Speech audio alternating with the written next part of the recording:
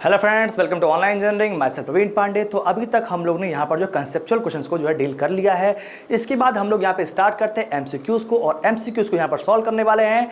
यहाँ पर देखते हैं कि जो भी आपके एमसीक्यू यहाँ पर जो है बन सकते हैं, और प्रीवियस ईयर में ऐसे ही क्वेश्चन आपके जो काफ़ी बार पूछे भी गए हैं, तो मज़ा आने वाला है। ठीक है, तो देखिए यहाँ पर फर्स्ट क्वेश्चन यहाँ पर क्या लिखा हुआ है, the perfect magnetic insulator is. Perfect magnetic insulator क्या होता है, तो मैंने आपको बताया था परफेक्ट मैग्नेटिक इंसुलेटर एग्जिस्ट नहीं करता है, ठीक है ना। बट परफेक्ट इंसुलेटर आपका एग्जिस्ट करता है in case of the electric field. ये मैंने आपको जो बताया था डिसिमिलैरिटीज। डिसिमिलैरिटीज आपकी जो है मैग्नेटिक और इलेक्ट्रिकल फील्ड में, फर्स्ट पॉइंट ही मैंने आपको ये बताया था कि इलेक्ट्रिक फील्ड में आपके जो इंसुलेटर परफेक्ट एग्जिस्ट करते हैं, but in case of the magnetic field perfect insulator exist नहीं करते हैं, ठीक है। तो इसका ऑप्शन देखिएगा, फर्स्ट लिखा है copper, B is iron, C is rubber and D is none of the above. It means that the D part is the right answer for the question number of first. Question number second पढ़ते हैं, ठीक है। फिर तो आप देखते हैं हमारे पास जो नेक्स्ट क्वेश्चन है, क्वेश्चन नंबर 2 पढ़ते हैं। यहाँ पर क्या लिखा हुआ है, the permeance in a magnetic circuit corresponds to. Permeance यहाँ पर पूछा है, मैग्नेटिक सर्किट में हम लोग जो है क्या बोलते हैं, उसका यहाँ पर करस्पॉन्डेंस पूछा है बेसिकली। तो ऑप्शंस देखते हैं। तो फर्स्ट पार्ट क्या लिखा है, resistance in an electric circuit. B part क्या लिखा है, EMF in the electric circuit. C part क्या लिखा, conductivity in electric circuit. And D लिखा conductance in an electric circuit, ठीक है।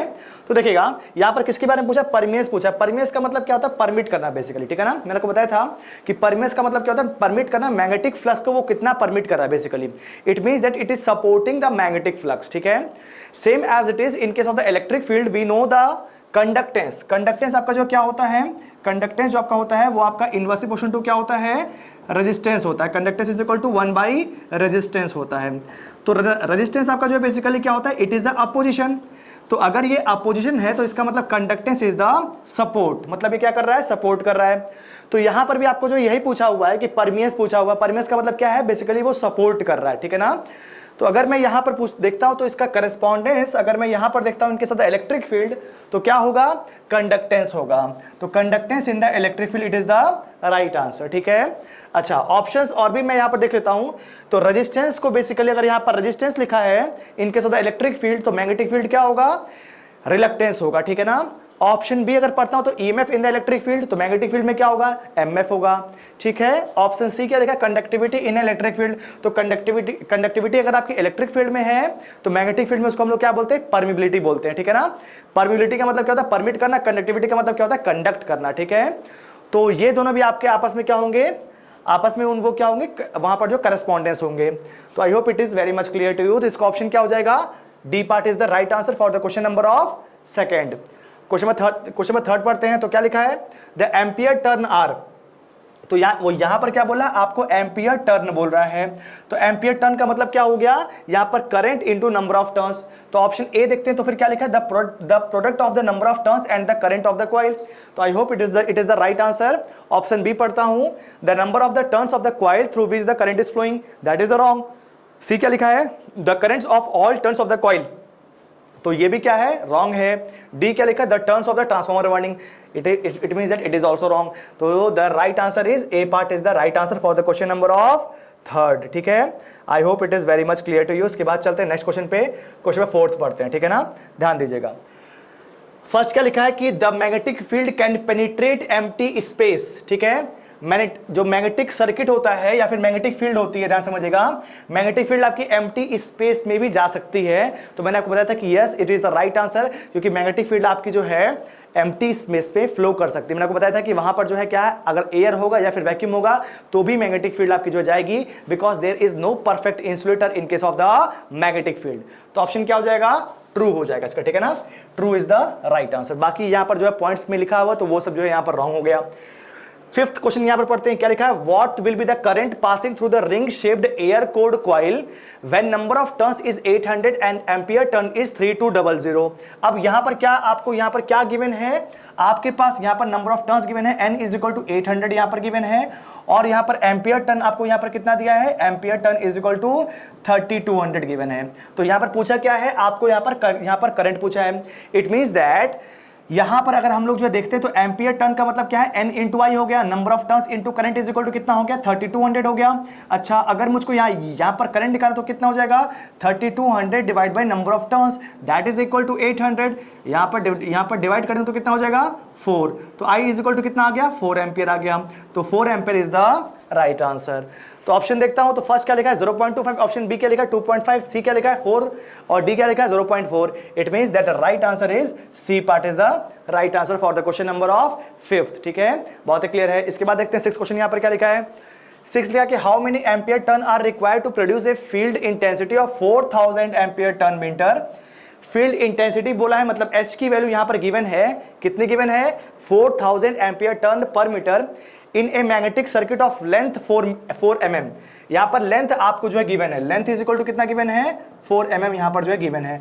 यहां पर पूछा क्या है एम्पियर टर्न पूछा हुआ है, इसका मतलब क्या है आपको जो है NI पूछा हुआ है। ठीक है, अच्छा मुझको फॉर्मूला याद है, H इज इक्वल टू क्या होता है, H is equal to NI divide by L। ठीक है, H is equal to ampere turn per meter, H is equal to NI by L. This is the simple formula of the magnetic field intensity. So we can use this formula. It means that what we have to write the value of the ampere turn N into I, मतलब क्या हो गया ampere turn हो गया। तो यहां पर कितना दिया है 4000 यहां पर जो है गिवन है, एम्पियर टर्न पर मीटर यहां पर जो है गिवन है। बट देखिएगा यहां पर आपको एम्पियर टर्न पूछा है और ampere turn per metre given है। इसका मतलब क्या है एम्पियर टर्न पर मीटर आपको जो गिवन है, इसका मतलब you have the value of the H। आपको H की वैल्यू यहां पर जो है दे रखा है। पूछा क्या है आपको एम्पियर टर्न पूछा है, तो इसका मतलब N इंटू आई की वैल्यू आपसे जो है पूछा हुआ है, तो N into I will be equal to कितना हो जाएगा H इंटू एल हो जाएगा। ठीक है, सिंपल सा हो गया। तो H यहाँ पर कितना गिवन है 4000 गिवन है, तो मैंने यहाँ पर जो है सीधे इसको जो है फॉर्मूले में पुट कर दिया 4000 इंटू 4 mm, तो 4 हो गया इंटू 10 के पावर -3 हो गया, क्योंकि मैंने इसको जो है मिलीमीटर को मीटर में कन्वर्ट कर दिया। तो अगर मैं इसको जो है मल्टीप्लाई करूंगा तो कितना आ जाएगा 16 आ जाएगा। ठीक है, 10 के पावर यहाँ पर -3 से आपका जो है 3 zeros कैंसिल आउट हो जाएंगे, 4 4 कितना आ जाएगा 16 आ जाएगा। तो 16 ampere turn is the right answer for the question number of 6th। ठीक है, I hope it is very much clear to you. अब इसके बाद देखते हैं क्वेश्चन नंबर यहाँ पर 7th पढ़ते हैं, और 7th में यहाँ पर देखते हैं कि आपका जो क्या लिखा हुआ है। तो यहाँ पर लिखा है the magnetic reluctance of a material is, magnetic reluctance of a material आपका जो क्या होता है। ऑप्शन ए क्या लिखा है increase with the increasing cross section area of the material, B क्या लिखा है does not vary with increasing the cross section area of the material, C लिखा है decreases with the increasing cross section area of the material, और D क्या लिखा है decreases with increasing the length of the material. तो मुझको reluctance का formula सबसे पहले जो है लिख लेना चाहिए। तो एस इज इक्वल टू कितना होता है L by mu not into mu R into A. So what is given, अगर मैं यहां पर जो इंक्रीज कर रहा हूं एरिया को, तो मैग्नेटिक रिलक्टेंस भी इंक्रीज करेगा, दैट इज रॉन्ग, क्योंकि आपका रिलक्टेंस क्या है एरिया के इनवर्सली प्रोपोर्शनल है। बी पार्ट क्या लिखा है does not vary with the increasing the cross section area of the material, तो ऐसा नहीं होगी यहाँ पर एरिया पे आपका जो रिलक्टेंस जो है डिपेंड कर रहा है, तो इसका मतलब बी पार्ट भी आपका जो रॉन्ग हो गया। सी क्या लिखा है decreases with increasing the cross section area of the material, इसका मतलब क्या है अगर आप एरिया बढ़ा रहे हैं तो रिलक्टेंस जो है डिक्रीज करेगा। तो एकदम सही बात है, बिकॉज क्योंकि जो रिलक्टेंस है it is inversely proportional to the area. It means that C part is the right answer for the question number of 7th। And what is written in the question number in the option 4th, तो यहां पर क्या लिखा है decreases with the increasing the length of the material. अगर आप जो length increase करते हैं तो रिलक्टेंस भी इंक्रीज करता है, because length is directly proportional to the reluctance. I hope it is very much clear to you. तो क्वेश्चन नंबर 7th भी आपको जो है क्लियर हो गया। अब चलते क्वेश्चन नंबर 8th पे, यहां पर क्या लिखा हुआ है। तो क्वेश्चन नंबर 8th में आपका यहां पर जो है क्या लिखा हुआ है, the magnetic field intensity H and the magnetic flux density are independent of each other. Wrong है, पूरी तरह से रॉन्ग है, क्योंकि मुझको पता है मैग्नेटिक फ्लक्स डेंसिटी का जो formula B is equal to mu not into mu R into H होता है। It means that B and H are related to each other, they are dependent on each other, but it is written that they are independent of each other. It means that it is the false statement. So the option is B part. ठीक है, बात clear है। 9th पढ़ते हैं, तो 9th में यहां पर क्या लिखा है MF, यहां पर MF इज एनालॉगस टू। ठीक है, MF आपका जो एनालॉगस किसके होता है, in case of the magnetic field it is MF, in case of the electric field is what EMF। Option पढ़ता हूं, तो फर्स्ट क्या लिखा है electric current in the electric circuit, B क्या लिखा है current density in the conductor, C लिखा इलेक्ट्रोमोटिव फोर्स, और डी लिखा वोल्टेज। तो EMF is the right answer, that is the electromotive force is analogous to the MF in the magnetic field. I hope it is clear to you. अब इसके बाद चलते हैं question number 10th पे, और 10th में यहां पर जो देखते हैं क्या लिखा हुआ है। तो क्वेश्चन नंबर 10th में क्या लिखा है the correct expression is in the following. यहां पर आपको जो एक्सप्रेशन के बारे में पूछा हुआ, तो देखते हैं। फर्स्ट लिखा phi is equal to N upon L upon A into mu not into mu R. B देखते हैं Ni is equal to H into L, सही होना चाहिए मेरे हिसाब से ये। सी क्या लिखा है, N is equal to H into L, गलत है। डी क्या लिखा है, Ni is equal to B 5/μ0 into μr into L, that is wrong. अगर मैं यहाँ पर जो है बी पार्ट को लेता हूँ तो इसको जो है ध्यान से देखिएगा, N into I is equal to लिखा है, N into I is equal to b/μ0 into μr into I, ठीक है। तो मुझको पता है कि b इज इक्वल टू कितना होता है, b is equal to μ0 into μr into h। It means that the value of h is equal to b by μ0 into μr। तो इसको मैं यहाँ पर उठा करके रिप्लेस कर सकता हूँ। तो ये आपका L गिवन है, ठीक है, ये आपका L है, ठीक है। तो यहाँ पर क्या हो जाएगा, h will be equal to, यहाँ से हम जो देख सकते हैं n into I divide by L, ठीक है। यहाँ पर कितना हो जाएगा, h इज इक्वल टू, ये h is equal to n into I divide by L, ठीक है। और ये मुझको जो है फॉर्मूला पता है कि एम्पियर टर्न पर मीटर में आपका जो है मैग्नेटिक फील्ड इंटेंसिटी आती है। तो यहाँ पर ये आपका जो है B part is the right answer for the question number of 10th, ठीक है। बहुत ही सिंपल क्वेश्चन से देखिएगा, और ऐसे क्वेश्चन एग्जाम में बहुत बार पूछे भी गए हैं, ठीक है ना। बट यहाँ पर अगर आपको पता नहीं तो आप ऑप्शंस में आराम से कंफ्यूज होंगे या फिर नेगेटिव मार्क लेकर के भी आएंगे, ठीक है। बट नेगेटिव मार्क नहीं लाना है। अब देखते हैं क्वेश्चन नंबर 11th में, और यहाँ पर देखते हैं कि what is written in the question number of 11th। The magnetic strength of an electromagnet can be increased by, हम लोग यहाँ पे मैग्नेटिक स्ट्रेंथ को कैसे इंक्रीज कर सकते हैं किसी भी इलेक्ट्रोमैग्नेट में। फर्स्ट लिखा increasing the current in the solenoid, B लिखा increasing the number of turns of the solenoid, और सी लिखा है बोथ ए एंड बी, और डी लिखा है नन ऑफ द अबव। तो यहाँ पर क्या होना चाहिए, अगर मैं मान लीजिए यहाँ पर जो बात करता हूँ कि मुझको मैग्नेटिक फील्ड स्ट्रेंथ को इंक्रीज करना है, it means that we want to increase the magnetic flux. अगर आपका मैग्नेटिक फ्लक्स इंक्रीज करेगा तो मैग्नेटिक फील्ड भी उतनी स्ट्रांग होगी, ठीक है। तो मैग्नेटिक फ्लक्स आपका जो क्रिएट कैसे होता है, तो फ्लक्स जो होता है वो आपका प्रोड्यूस होता है because of the MF. MF जितना ज्यादा होगा आपका मैग्नेटिक फ्लक्स भी उतना ज्यादा ही क्रिएट होगा। और एमएफ में आपको पता होता है क्या होता है, number of turns into current. तो इसका मतलब क्या है, अगर आप नंबर ऑफ टर्न्स को बढ़ा रहे हैं या फिर जो है नंबर ऑफ करंट्स को, अगर आप जो है नंबर ऑफ टर्न्स को बढ़ा रहे हैं या फिर करंट को बढ़ा रहे हैं या फिर दोनों को बढ़ा रहे हैं, तो आपका एमएफ इंक्रीज करेगा। And if the value of the MF increases the flux also increases, ठीक है। और जैसे आपका जो फ्लक्स बढ़ेगा तो मैग्नेटिक फील्ड भी ज्यादा स्ट्रांग होगी, ठीक है। बहुत ही सिंपल बात है। तो क्या होना चाहिए इसका आंसर, इसका आंसर सी पार्ट होना चाहिए कि sir increasing the current in the solenoid और increasing the number of turns of the solenoid, both A and B is the right answer for the question number of 11th, ठीक है। ये आपका जो clear हो गया। इसके बाद चलते हैं क्वेश्चन नंबर 12th पे, और 12th में यहां पर देखते हैं कि जो है क्या लिखा हुआ, ठीक है। तो यहां पर देखिएगा क्वेश्चन नंबर 12th में क्या लिखा है, the reluctance of a material is defined as, reluctance of a material क्या होता है, अपोजिशन होता है। अब पढ़ते हैं, फर्स्ट क्या लिखा है, opposition offered to the magnetic field by it, its ability to conduct the magnetic flux, opposition offered to the flow of current through the solenoid, और डी क्या लिखा है, none of the above। तो simple सी बात है कि reluctance offered, तो रिलक्टेंस क्या होता है, ऑपोजिशन ऑफर्ड होता है टू द मैग्नेटिक फील्ड। भाई सिंपल सी बात है, वो करंट को तो नहीं करता है क्योंकि करंट तो आपका जो है इलेक्ट्रिकल क्वांटिटी हो गया। रिलक्टेंस किसको करता है, मैग्नेटिक फ्लक्स को करता है, और मैग्नेटिक फ्लक्स का मतलब बेसिकली क्या हो गया, मैग्नेटिक फील्ड हो गई। तो इसका मतलब क्या है, opposition offered to the magnetic field is called as the reluctance, ठीक है।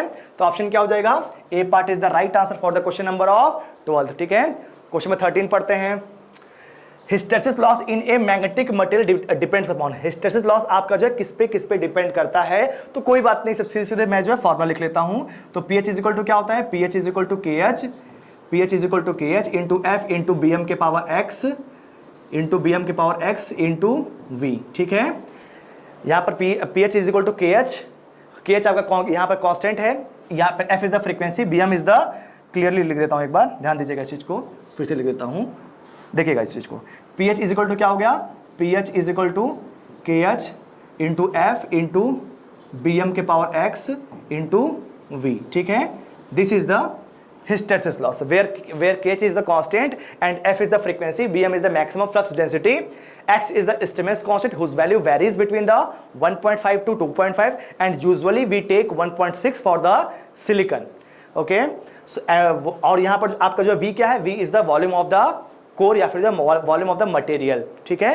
अब यहाँ पर देखिएगा पूछा क्या है, hysteresis loss in a magnetic material depends upon, किस पे यहाँ पर जो है डिपेंड करता है। तो फर्स्ट क्या लिखा है, एरिया लिखा है, तो एरिया पर आपका जो है डिपेंड करता है, बिल्कुल सही बात है, क्योंकि एरिया अगर आपका जो ज़्यादा होगा, आपको मैंने बताया था कि अगर आपका एरिया ज़्यादा होगा, लेट अस टेक कि यहाँ पर जो है इस तरह से मैंने एक एग्जाम्पल लिया और एक एग्जाम्पल मैंने इस तरह से लिया, देखिएगा एक एग्जांपल मैंने इस तरह से लिया। तो आप मुझको ये बताइए हिस्टैरिसीस लॉस किसमें ज़्यादा होगा, जिसका आपका जो है एरिया जो है ज़्यादा होगा तो उसमें जो है हिस्टैरिसीस लॉस ज़्यादा होगा, क्योंकि वहाँ पर आपको जो है कोर को मैग्नेटाइज या फिर डीमैग्नेटाइज करने में आपको जो ज़्यादा करंट को सप्लाई करना पड़ेगा, तो वहाँ पर लॉस भी ज़्यादा होगा। ठीक है, तो इसका मतलब क्या है, area of the hysteresis loop एकदम सही है। बी क्या लिखा, frequency of the reverse field, frequency पर भी आपका यहां पर जो है डिपेंड कर रहा है। Volume of the magnetic material ये भी सही है। और डी क्या लिखा, ऑल ऑफ द अबव, तो कितना होगा यहां पर जो है all of the above is the right answer. ठीक है, क्योंकि यहां पर जो सब पे आपका जो है डिपेंड करता है कौन सा, हिस्टैरिसीस लॉस। ठीक है, तो I hope it is clear to you. तो यहाँ पर आपको जो है इस बात को बस जो ध्यान रखना है कि यहाँ पर हिस्टैरिसीस लॉस जो आपका होता है वो आपका किस पे जो है डिपेंड करता है। तो बेसिकली हमारे पास जो है सिंपल सा formula KH F into BM के पावर X इंटू V। तो ये I hope it is very much clear to you. इसके बाद चलते हैं नेक्स्ट क्वेश्चन पे, और नेक्स्ट क्वेश्चन को जो देखते हैं that is the question number of 14। ठीक है, the best suited magnetic material for the construction of the transformer core is, सबसे अच्छा मटेरियल कौन सा हो सकता है ट्रांसफॉर्मर कोर का, आप सोचिए। तो मैंने आपको बताया था कि आपका जो है यहां पढ़ते हैं ऑप्शन फर्स्ट क्या लिखा, silicon steel since it has the small hysteresis loop area, ये भी अच्छा होता है, लिख देखते हैं। उसके बाद क्या लिखा, hard steel since it has the small hysteresis loop area, बिल्कुल गलत है। हार्ड स्टील का एरिया क्या होगा, ज्यादा होगा, हार्ड स्टील का ज्यादा होगा। और फर्स्ट क्या लिखा है यहां पर जो है सिलिकॉन स्टील, सिलिकॉन स्टील सबसे पतला, मैंने आप उसमें जो है बनाया था कि सबसे कम एरिया जो होता है वो सिलिकॉन स्टील का होता है। ठीक है ना, अच्छा तो ये तो सही है। ठीक है, बी पार्ट तो आपका रॉन्ग हो गया।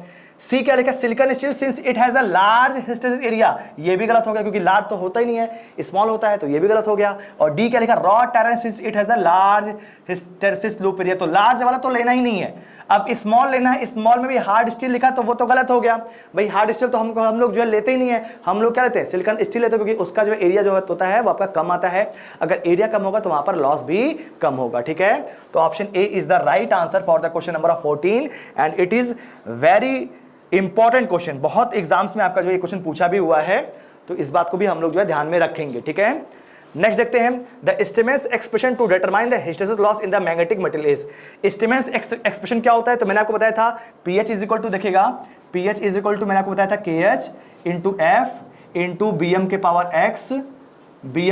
X into V। ठीक है, तो यहां पर हम लोग इसको जो है देख सकते हैं, तो यहां पर क्या लिखा है, pH इज इक्वल टू वो यहां पर क्या हो गया, ये आपका जो है BM के पावर X इंटू F, तो BM के पावर X हो गया, और X की जो वैल्यू है वो हम लोग जो है 1.6 लेते हैं फॉर द सिलिकॉन स्टील। ठीक है, तो अब यहां पर एक आपका कांस्टेंट लिखा है, कोई दिक्कत नहीं, इसको हटा सकते हैं, इसको हटा सकते हैं, ये सब देखिएगा। तो इसमें क्या हो जाएगा, ये आप अगर जो है देखते हैं तो यहां पर ईटा जो लिखा है दैट इज अ कांस्टेंट, यहां पर मैंने जो है KH लिखा है और यहां पर उसको जो है ईटा से दिखा है, तो कोई दिक्कत नहीं है। तो ईटा इंटू BM के power 1.6 into F into V, तो ये आपका जो है pH का फॉर्मूला हो जाएगा। This is the right answer for the question number of 15। ठीक है, तो 15 का यहां पर क्या हो जाएगा, C part is the right answer. 16 देखते हैं, the EMF induce in the coil, EMF induced in the coil, तो यहां पर क्या आपको जो पूछा हुआ देखते हैं, ऑप्शन ए क्या लिखा है, less than the period during which the flux changes through it, only for the period through which the flux changes through it. C क्या लिखा है, more than the period during which the flux changes through it, and D लिखा none of the above. तो EMF आपके किसी भी coil में induce होता है, उसका फॉर्मूला क्या है, E is equal to N into D phi by D T. ठीक है, तो फ्लक्स आपका चेंज होना चाहिए, फ्लक्स चेंज नहीं हो तो EMF इंड्यूस नहीं होगा।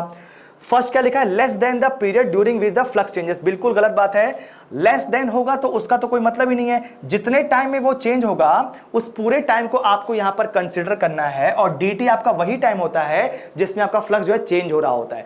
जहां पर चेंज नहीं होगा वहां पर EMF इंड्यूस नहीं होगा, जितने टाइम में आपका जो फ्लक्स चेंज होगा वहीं पर आपका EMF इंड्यूस होगा। जैसे कि देखिएगा, मैं आपको एग्जांपल लेता हूं, लेट अस टेक कि आपका इस तरह से मान लीजिए आपका जो फ्लक्स है और इसके बाद मान लीजिए कांस्टेंट हो गया, तो इसका मतलब हम लोग यहां से यहां तक के ही टाइम के बारे में बात करेंगे, इसके आगे वाला टाइम हम लोग को लेने की जरूरत नहीं है, क्योंकि इसके बाद आपका फ्लक्स कांस्टेंट है, और अगर आपने जो उसके आगे वाले टाइम के बारे में बात किया तो वहां पर EMF इंड्यूस कितना होगा, 0 होगा, because flux is not changing sir.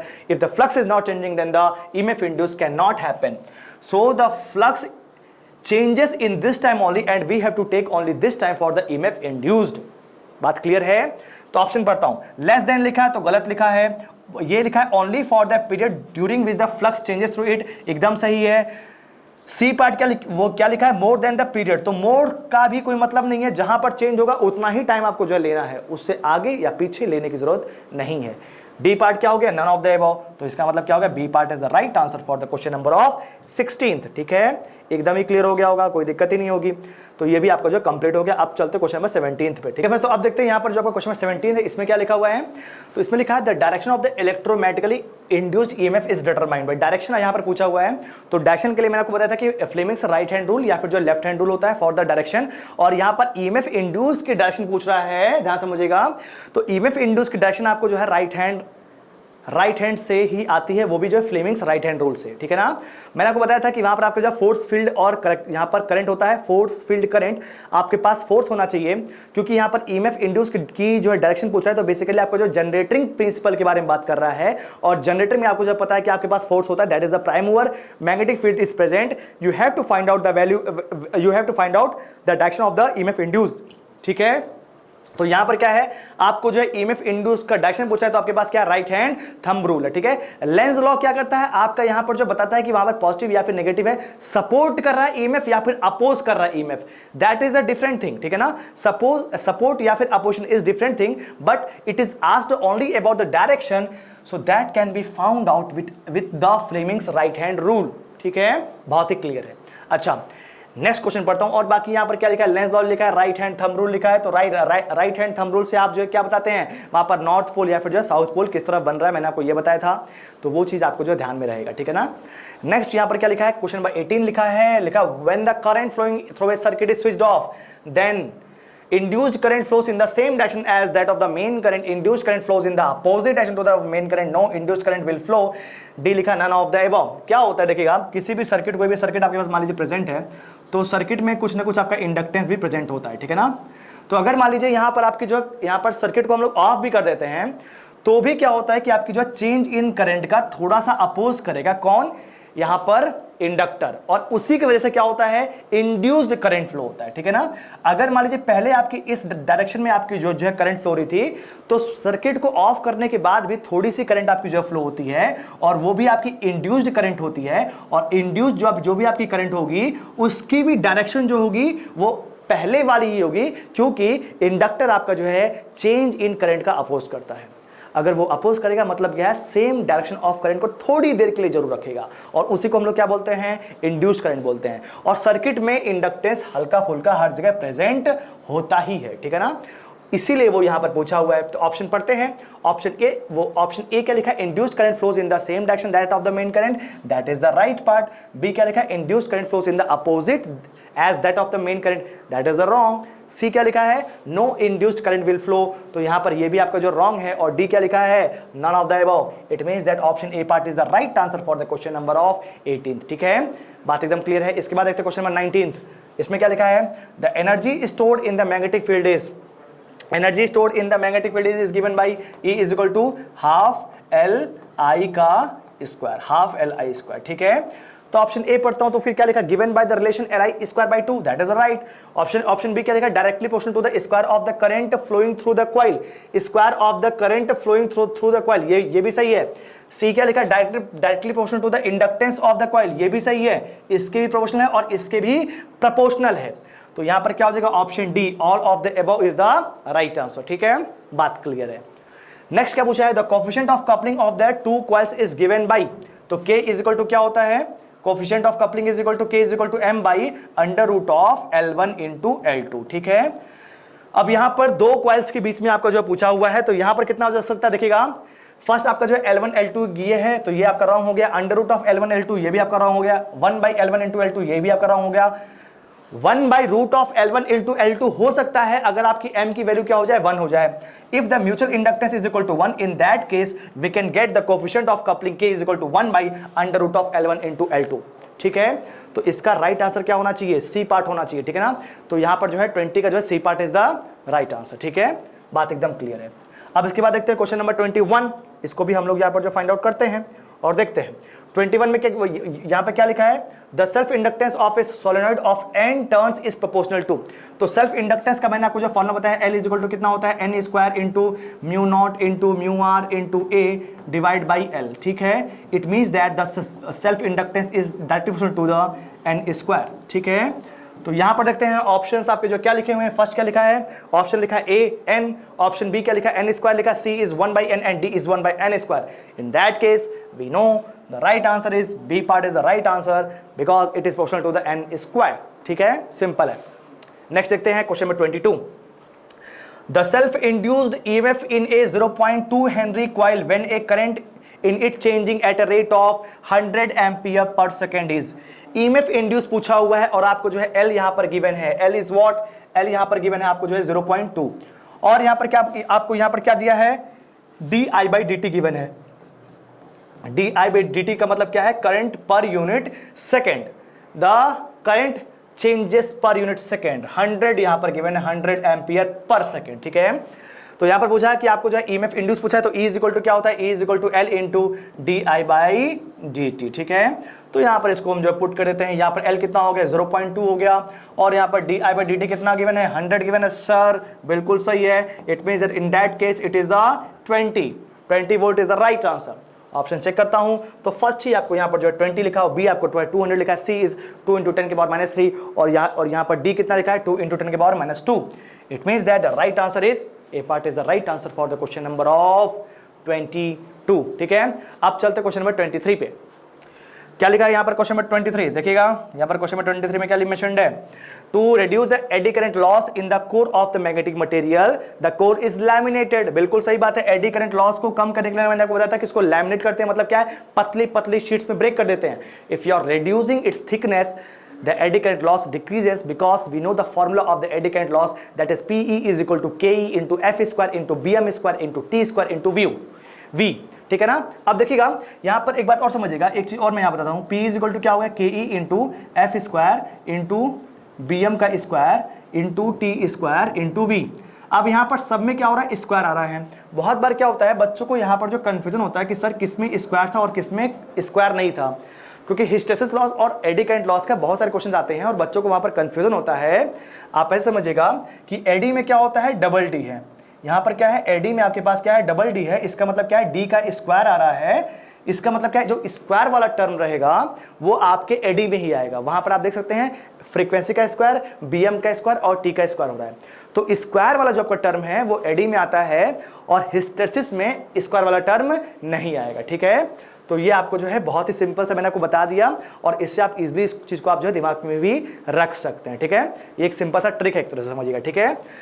तो ऑप्शन यहां पर क्या है, यहां पर क्या गिवन है, to reduce the eddy current loss in the core of the magnetic material the core is laminated. It is exactly the right because we know that as the thickness reduces the eddy current losses also reduces, ठीक है। तो A part is the right answer. B क्या लिखा, the magnetic material used should have high resistivity. Simple सी बात है भाई, अगर रेजिस्टिविटी आपका जो है बढ़ेगा तो इसका मतलब क्या है, आपका रेजिस्टेंस भी इंक्रीज करेगा और as the resistance increases the current decreases. It means that the eddy current loss that is I square into R will also be reduced because as the resistance increases. आपको पता है अगर resistance बढ़ रहा है तो इसका मतलब करंट की वैल्यू घटेगी और PE इज इक्वल टू कितना है, I स्क्वायर इंटू R है। R आपका एक बार बढ़ेगा और करंट आपकी जो है 2 बार घटेगी। अगर करंट यहां पर जो है 2 बार घट रही है इसका मतलब क्या है, एडी करंट लॉस आपका जो ओवरऑल घट जाएगा, क्योंकि एक बार बढ़ना एक बार घटना आपस में कैंसिल आउट, फिर भी एक बार घटना बचेगा, तो इसका मतलब AD current loss will be decreased, ठीक है, बात क्लियर है।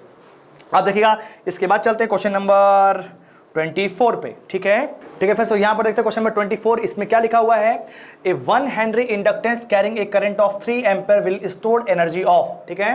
एनर्जी स्टोर्ड यहां पर पूछा हुआ है, तो एनर्जी इक्वल टू कितना होता है, एनर्जी इक्वल टू मुझको फॉर्मूला पता है कितना होता है, हाफ LI का स्क्वायर होता है, ठीक है ना।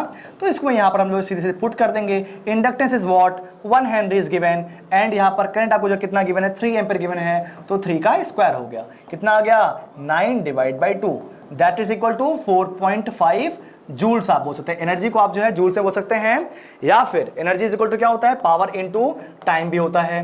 तो पावर इनटू टाइम का मतलब क्या हो गया, वॉट सेकेंड भी बोल सकते हैं, ठीक है ना। तो ऑप्शन देखते हैं, तो 4.5 आना चाहिए। ऑप्शन ए यहाँ पर कितना गिवन है, 3 वॉट गिवन है। Option B is the 9 watt second, C is 3 joule and D is 9 watt. इसका आंसर क्या होगा, 4.5 वॉट सेकंड, ठीक है ना, 4.5 वॉट सेकंड, ठीक है। या फिर आप जो है 4.5 जूल लिखा तो तब भी इसका जो राइट आंसर होता है। इसका राइट आंसर कितना होगा, 4.5 joule. It means that the right answer is, जो भी होगा ये आंसर आना चाहिए। यहाँ पर ऑप्शन जो गिवन नहीं था तो ऑप्शन यहाँ पर जो रॉन्ग गिवन होगा, ठीक है, कोई दिक्कत नहीं है। तो समझ में आ चुका कितना आएगा, 4.5 जूल या फिर 4.5 वॉट सेकंड, ठीक है। नेक्स्ट पढ़ते हैं क्वेश्चन नंबर 25, ठीक है। यहां पर देखते हैं कि यहां पर जो क्या गिवन है, if two coils having self inductance L1 and L2 and a mutual inductance M are connected in series with the opposite polarity then the total inductance of the combination will be. आपके पास क्या यहां पर क्या given है, जो है आपके पास सेल्फ इंडक्टेंस L1 और L2 यहां पर गिवन है और म्यूचुअल इंडक्टेंस आपको यहां पर जो M गिवन है और यहां पर क्या गिवन है, अपोजिट पोलैरिटी का दे रहा है। तो क्या हो जाएगा, L1 plus L2 minus of 2 times of M because of the opposite polarity the mutual inductance will be in the opposition। तो यहां पर क्या हो जाएगा, L1 plus L2 minus of 2M। तो कि क्या हो जाएगा, इसका जो है D part is the right answer। Question number 26 पढ़ता हूं, तो क्या हो जाएगा, if the length number of turns and the area of the coils are doubled the inductance of the coil is, ठीक है। क्वेश्चन नंबर ये कौन सा है, क्वेश्चन नंबर आपका जो है 26 है, ठीक है ना। सीधे सीधे पहले सब इंडक्टेंस का फॉर्मूला लिखते हैं, L इज इक्वल टू कितना होता है, N square into mu not into mu R into A divide by L। यहां पर क्या गिवन है कि अगर आप जो है यहां पर लेंथ को डबल करते हैं, लेंथ को मैंने यहां पर जो है डबल कर दिया, ठीक है। नंबर ऑफ टर्न्स को अगर आप यहां पर डबल करते हैं तो कितना हो जाएगा, यहां पर 4 से मल्टीप्लाई हो जाएगा, ठीक है। और यहां पर एरिया को भी अगर आप जो है डबल कर रहे हैं तो यहां पर भी 2 से मल्टीप्लाई कर दिया, 2 से 2 आपस में कैंसिल आउट हो गया, बट तब भी आपका यहां पर कितना बच गया, 4 बच गया सर। तो इंडक्टेंस कितना हो जाएगा, इट विल बी क्वाड्रपल्ड, मतलब क्या है, 4 टाइम्स मल्टीप्लाई हो। क्वाड्रपल्ड का मतलब क्या होता है, 4 टाइम्स। तो 4 से यहां पर जो है मल्टीप्लाई हो गया, तो वो यहां पर इंडक्टेंस आपका कितना आ जाएगा, 4 से मल्टीप्लाई होगा, मतलब 4 टाइम्स द अर्लियर वन, ठीक है ना। तो इसका क्या हो जाएगा, C part is the right answer of the question number of 26, ठीक है, बहुत ही क्लियर हो गया। अब देखते हैं क्वेश्चन नंबर 27 में, an inductive coil of 10 henry develops a counter voltage of 50 volt. Inductance यहां पर कितना गिवन है, आपके पास जो 10 हेनरी गिवन है और यहां पर वोल्टेज आपको जो कितना गिवन, 50 वोल्ट गिवन है। What should be the rate of change of the coil, what should be the rate of change of the current of the coil. Current का यहां पर जो पूछा है तो basically what it wants di/dt। v is equal to, मुझको पता है v is equal to L into di/dt होता है, ठीक है। तो यहां पर हम लोग देख सकते हैं कि वोल्टेज कितना गिवन है, 50 गिवन है, 50 इज इक्वल टू कितना हो गया, इंडक्टेंस यहां पर कितना गिवन है, 10 गिवन है, तो 10 इंटू di/dt, ठीक है। तो यहां पर कितना हो गया, di/dt इज इक्वल टू कितना हो गया, di/dt is equal to 50 divide by 10 that is equal to 5। तो di/dt is equal to 5 is the right answer, ठीक है। ऑप्शन ए पढ़ता हूं तो 5 ampere per second, option B क्या लिखा है 0.2 एम्पियर पर सेकंड, सी कितना लिखा 1 ampere per second and D कितना लिखा 500 ampere per second. It means that A is the right answer, that is the 5 ampere per second is the right answer, ठीक है। बहुत ही सिंपल बात है। अब इसके बाद देखते हैं question number 28, a coil of 0.02 milli henry is carrying a current of 1 ampere. If this current is reversed in 0.02 second, the minimum induced EMF in the coil will be। EMF induced यहाँ पर जो पूछा हुआ है तो E is equal to कितना होगा, E is equal to आपको यहाँ पर इंडक्टेंस गिवन है, मतलब क्या होगा L इंटू di/dt आपको जो है यूज करना है, ठीक है। अब इसका मतलब क्या है, यहाँ पर जो आपके पास क्या क्या और गिवन है, यहाँ पर करंट आपको जो है यहाँ पर गिवन है और यहाँ पर क्या आपके पास गिवन है, करंट आपका जो रिवर्स हो रहा है 0.02 सेकेंड में। तो यहां पर चेंज इन करंट कितना होगा, ध्यान समझिएगा। अगर आपकी जो करंट रिवर्स हो रही है मतलब 1 एम्पियर से वो -1 एम्पियर हो रही है, तो आपका जो चेंज कितना हो रहा है 1 माइनस 1 मतलब कितना हो गया, 2 हो गया। तो डी आई आपको यहां पर समझ आ गया, D I is what, D I is equal to 2। Time यहां पर कितना गिवन है, डी टी इज गिवन है dt इज इक्वल टू 0.02, ठीक है।